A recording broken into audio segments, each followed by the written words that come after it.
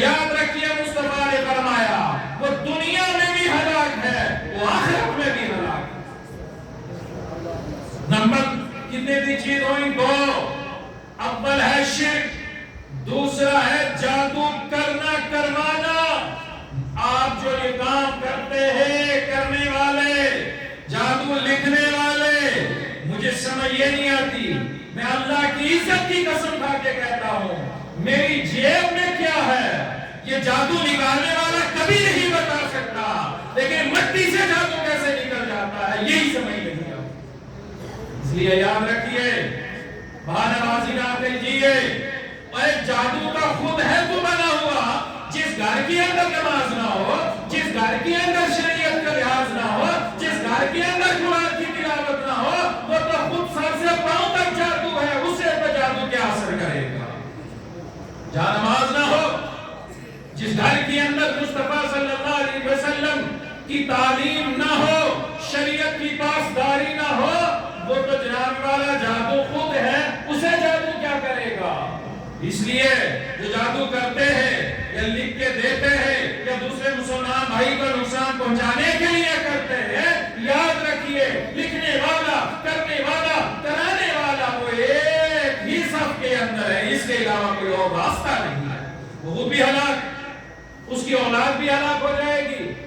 اور یاد رکھیے میرے مصطفیٰ کریم نے فرمایا نمبر 3، جس جان کو قتل کرنا اللہ نے حرام کیا ہے اسے ناحق قتل کرنا یہ بھی ہلاکت کی باعث ہے۔ مسلمانوں یاد رکھو، اسلام مار کاٹ کی اجازت نہیں دیتا، بانی اسلام نے مار کاٹ کی اجازت نہیں دی۔ میرے مصطفیٰ ارشاد فرماتے ہیں، ایک حدیث پاک ہے، شعب الایمان کی حدیث ہے، مصطفیٰ کریم نے فرمایا لوگوں سنو، جہاں ایک غیر مسلم، ذرا اور سننا، غیر مسلم اسلامی ملک کے اندر ٹیکس دے کے رہتا ہو، اس کا کوئی جرم نہ ہو، اگر اس کو کوئی مسلمان ناحق قتل کرے گا، پیغمبر اعظم نے فرمایا اللہ نے اس پر جہنم کو جنت کو حرام فرما دیا۔ آپ ذرا اندازہ لگائیں، یہی تو اسلام ہے، یہی تو مصطفیٰ کا دین ہے، یہی تو پیغام مصطفیٰ ہے، جس مصطفیٰ کی آج توحید کی جا رہی ہے، لیکن کتنے بے مسلمان ہم ہو چکے ہیں، ان قانون سے اپنی توہین سننا برداشت نہیں، مصطفیٰ کی توہین سننے کے بعد جس مسلمان کو غصہ نہ آئے، جس مسلمان کو ایمانی غیرت نہ جاگے، اس مسلمان سے جتنا بدقسمت اور بددیانت کوئی نہیں ہو سکتا۔ آج اسلام کو ٹارگٹ بنایا جا رہا ہے، آج جناب محمد رسول اللہ صلی اللہ علیہ وسلم کی ذات پر انگشت نمائی کی جا رہی ہے، لیکن ہمارے مسلمان اپنے کام میں مشغول ہے۔ ارے یاد رکھ، جس کام تجارت کے اندر تو مشغول ہے، یہ زندگی گزار رہا ہے، یہ صدقہ ہے آمینہ کے لال کا، اگر میرا مصطفیٰ نہ ہوتے، نہ تیرا کام کاج ہوتا، نہ تو ہوتا، نہ کوئی دوسرا ہوتا۔ میرے مصطفیٰ نے کیا فرمایا؟ کسی جہاں یہ غیر مسلم اسلامی حکومت کو ٹیکس دے کے رہتا ہو اور اس کو دوسرا کوئی بھائی کا مسلمان بغیر کسی شرعی حق کے، بغیر کسی نقصان کے، بغیر کسی گناہ کے اگر ناحق مسلمان اس کو قتل کرے گا، ارے یہی تو اسلام ہے جس اسلام کو دہشت گرد کہا جاتا ہے، یہی تو اسلام ہے جس اسلام کے بارے میں للو پنجو بھکاری لوگ کہتے ہیں کہ اسلام دہشت گردی پھیلاتا ہے۔ اسلام کو محبت کی نگاہ سے، اسلام کو سچائی کی نگاہ سے دیکھو تو یہ اسلام محبت کا درس دیتا ہے۔ آپ ذرا اندازہ لگائیے نا کہ ایک مسلمان قریب میں رہ رہا ہے، یہ ایک غیر مسلم ہے، لیکن اگر مسلمان اس کو بغیر قصور کے قتل کرے گا تو پیغمبر اعظم نے فرمایا اللہ اس پر جنت کو حرام فرما دے۔ اور سنو، لیکن یاد رکھیے منافق کا حکم الگ ہے، مصطفیٰ صلی اللہ علیہ وسلم کی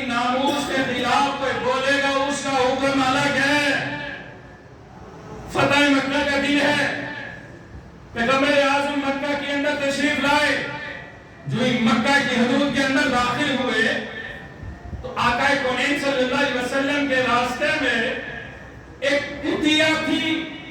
اب اس کتیا نے ابھی بچے دیے تھے. میرے آقا کا لشکر جا رہا ہے، اس کتیا کے چھوٹے چھوٹے بچے ہیں.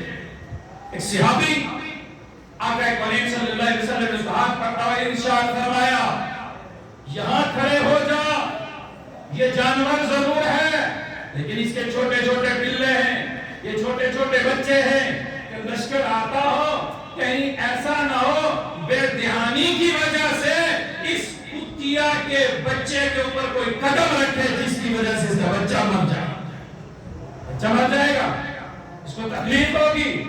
پیغمبر اعظم صلی اللہ علیہ وسلم کی تعلیم کا ذرا اندازہ لگائیں. ایک جانور کو بھی میرے مصطفیٰ صلی اللہ علیہ وسلم کی شریعت تکلیف نہیں دیتی، اور اس مصطفیٰ صلی اللہ علیہ وسلم کی ذات پر یہ بد انسان، یہ بد کردار انسان انگلی اٹھائے گا تو یاد رکھ لیجئے اس انگلی کو کاٹنے کے لیے محمد عربی کے غلام اب بھی موجود ہیں. اسے تو آپ کو ڈر لگتا ہو کہ آپ پر ایف آئی آر نہ لگ جائے. یار ادھر مرا ہوا دل زور سے بولو سبحان اللہ. مسلمانوں اپنے اندر جان پیدا کر، اس بغیرتی کو چھوڑ. ہماری سب کچھ ہے، یہ جان، یہ زندگی، یہ مال، یہ دولت، یہ سب کچھ ہے مصطفیٰ کے نام پر. اور اگر مصطفیٰ کے نام پر کوئی انگلی اٹھائے گا یاد رکھ لینا ہم جان دینا بھی جانتے ہیں، جان لینا بھی جانتے ہیں. ہم نے تو مصطفیٰ کے لیے سب کچھ ہے، ہمارا سب کچھ مصطفیٰ صلی اللہ علیہ وسلم کے لیے ہے. آقا کونین صلی اللہ علیہ وسلم کے دیوانوں، ہم کہاں بیٹھے ہیں؟ ہم تو مسلمان ہیں، بارے مسلمان تھے، کیا مسلمانی ہے؟ آج مصطفیٰ کی شریعت، مصطفیٰ کی سنتوں کی تیرے سامنے دھجیاں اڑے، تو مسلمان ہے. یاد رکھ لینا مسلمان تو وہ ہے لاکھوں کروڑوں کے مجمع میں اگر ایک مسلمان بھی ہوتا تھا تو اسلام کے دشمن کو کوئی ہمت نہیں ہوتی تھی کہ مسلمان یا اسلام یا نبی کے خلاف کوئی بات کرے. حضرت خالد بن ولید رضی اللہ تعالیٰ عنہ جگہ بیٹھے ہوئے ہیں اور 1,00,000 کا مجمع ہے، 1,00,000 کا مجمع. حضرت خالد بن ولید تنہا تنہا بیٹھے ہوئے، پتلی دبلی سی باڈی ہے، لیکن وہ یہودیوں کا قوم، وہ کوئی اسلام کے خلاف بات کرنا چاہتا تھا.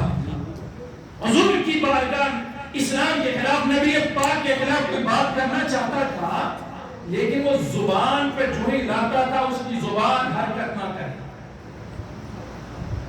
اسے کہا لوگوں سنو، مجھے معلوم ہے سب میرے لیے، لیکن اللہ کے لیے کوئی بتا دو، کوئی مصطفیٰ کا غلام تو اس مجمع میں نہیں بیٹھا ہوا، کوئی اسلام مسلمان کوئی نبی کا دیوانہ اس مجمع میں تو نہیں بیٹھا ہوا. سیدنا حضرت خالد بن ولید سنتے رہے خاموش. پھر اس نے کہا کیا بات ہے؟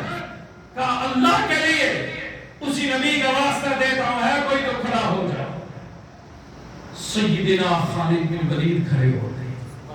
زور سے بولو سیدنا خالد بن ولید کھڑے ہوتے ہیں اور سینہ ٹھوک کے 1,00,000 کے مجمع میں کہا یہ اتنے مجمع کے اندر نبی کا غلام میرے علاوہ کوئی اور نہیں. اس سے پوچھا آپ نے کھڑا کیوں کیا؟